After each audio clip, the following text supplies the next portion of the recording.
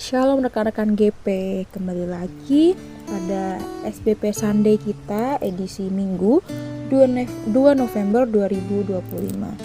Namun sebelum kita memulai SBP kita pada hari ini, mari kita berdoa.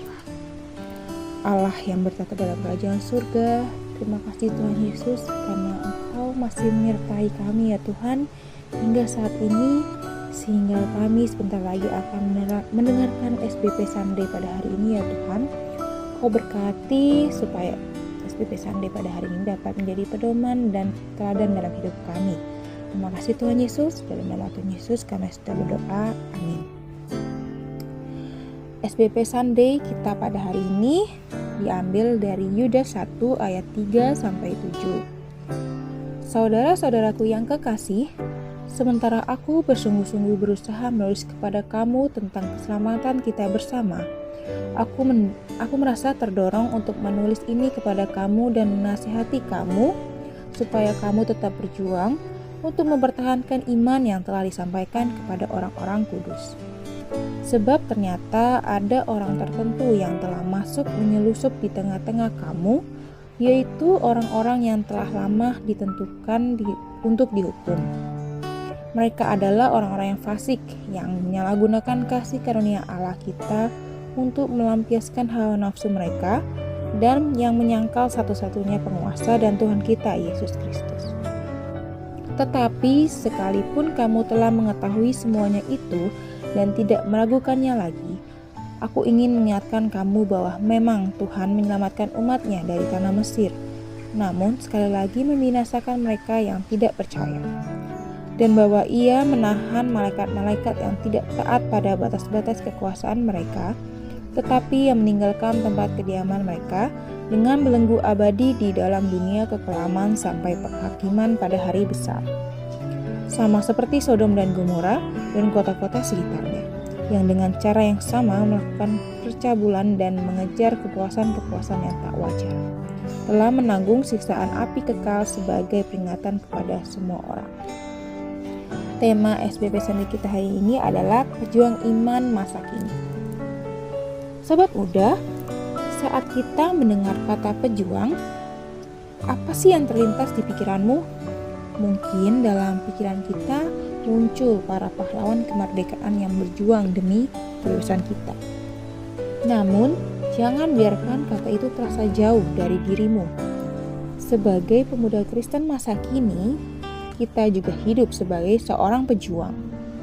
Perjuangan sejati adalah tentang kesungguhan dan konsistensi dalam mempertahankan sesuatu yang sangat berharga.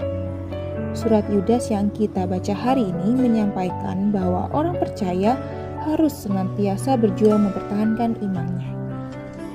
Iman kita berharga karena Allah yang memberikannya. Namun, menjaga iman bukanlah hal yang mudah. Dibutuhkan kesungguhan dan konsistensi untuk mempertahankannya. Tak jarang ada orang-orang atau gagasan-gagasan yang menggoda kita untuk tidak lagi percaya kepada Tuhan dengan cara meninggalkan hidup yang sesuai kehendaknya.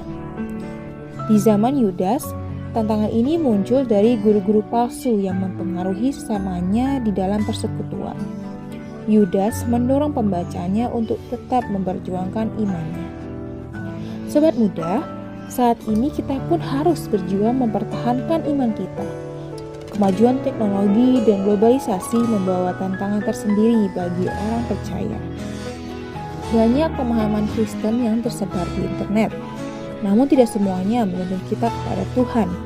Ragam tren juga bermunculan, namun tidak semua sesuai dengan cara hidup yang dikehendaki oleh Tuhan. Penting bagi kita untuk memiliki kebijaksanaan dalam memilih ajaran Kristen dan cara hidup yang kita terima. Salah satu caranya, sebagai pejuang iman, kita berjuang untuk menolak gaya hidup yang merusak tubuh kita.